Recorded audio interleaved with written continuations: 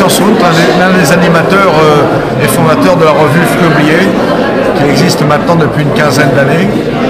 Donc c'est une revue comme on l'indique de pomologie vivante, mais c'est la science botanique des fruits. Et on rajoute vivante pour montrer que cette science botanique elle est en évolution, et elle s'adapte, elle travaille pour la promotion des fruits alors dans le verger familial, puisqu'on travaille beaucoup pour le verger, ce qu'on appelle le verger familial, ou alors le verger paysan, même le verger du petit artisan, producteur, enfin transformateur. Donc on n'a pas un public particulier, on va de l'amateur jusqu'au professionnel dans une logique de production locale. La revue. Alors à côté de la revue, il y a les éditions Fruits oubliés où on édite d'autres ouvrages. Bon, ça c'est un ouvrage qui a été édité par le réseau Semences Paysannes sur les céréales, mais c'est nous qui avons travaillé sur la maquette. On est aussi édition, si tu veux. On a d'autres publications que la revue. Que l'on trouve sur votre site internet. Voilà, et on édite des expositions murales, on édite des CD, enfin c'est des DVD, et on est en train de préparer un film à l'usage des amateurs et des professionnels que ça intéresse sur les cépages interdits. Et parce que les cépages de vigne interdits permettent de faire de la production de raisins sans aucun intrant, ni engrais, ni traitement, ni pesticides, ni engrais, ni pesticides, en sec, donc dans des conditions économes, mais également qui permettent, comme c'est des vignes qui sont très productives, de faire soit du raisin sec, soit du raisin de table, soit du jus de raisin, soit du vin, dans des conditions économiques et à la portée des amateurs. Évidemment, ce qui n'est pas à la portée de l'amateur sans formation, c'est de faire son vin. Mais les gens qui faisaient du vin étaient tous des amateurs, autrefois. Tu peux étaler, donc tu peux avoir les premiers raisins plutôt de table, dès la fin juillet, jusqu'à avoir des raisins de garde jusqu'au gelé. Alors là, soit pour faire des raisins secs, soit pour faire du vendange tardive. Et par exemple, donc ces hybrides, puisque c'est souvent des hybrides américains ou des plants directs d'origine américaine ou hybridés avec des cépages français qui ont été introduits à l'époque des Phylloxera.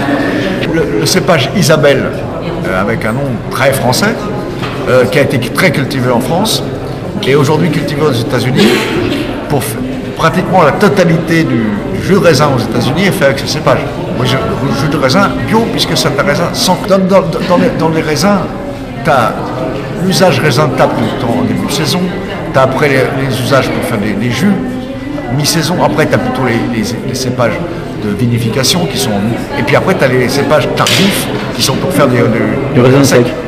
Non, le raisin est beaucoup plus tendu et c'est là-dessus qu'on travaille parce que chaque numéro de la revue, en particulier celui-là, tu vois, il y a réhabilité les cépages interdits, c'est pour ça que je t'en parle. À chaque fois, nous, on fait des fiches de présentation des variétés. Là, il y avait les conseils de culture. Et alors ça, c'est la. Mais pourquoi tu parles de cépages interdits? Parce qu'ils sont interdits par la loi. La réglementation française les interdit. Tu n'as pas le droit d'en acheter. Ah d'accord, ouais, c'est encore des méandres juridico-franco. Tu ne peux pas les trouver chez le pépiniériste, mais si tu fais tes boutons toi-même, tu as le droit de le faire. C'est une réglementation sur la diffusion, comme beaucoup de la réglementation. Comme les graines, comme beaucoup de choses. Et ce que tu ne peux pas faire non plus, c'est faire du vin que tu vends.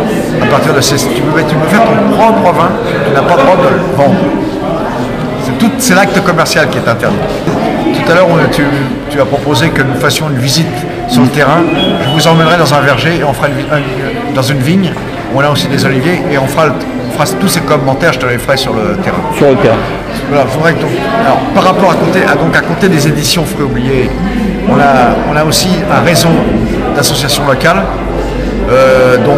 dont une sur le Languedoc, une en Provence et également en Midi-Pyrénées. Et on est en train de travailler pour en faire une aussi en Rhône-Alpes et en Corse. Donc nous, on travaille que sur la zone méditerranéenne.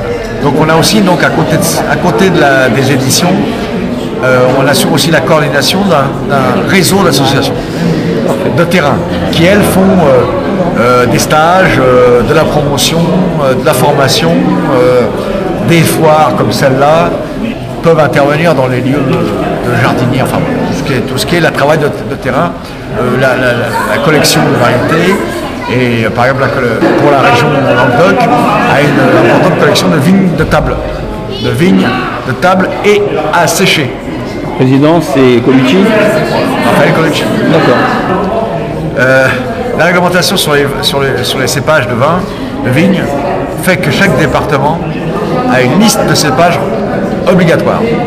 Ce qui fait que la liste obligatoire corse ne peut pas être plantée ailleurs qu'en Corse.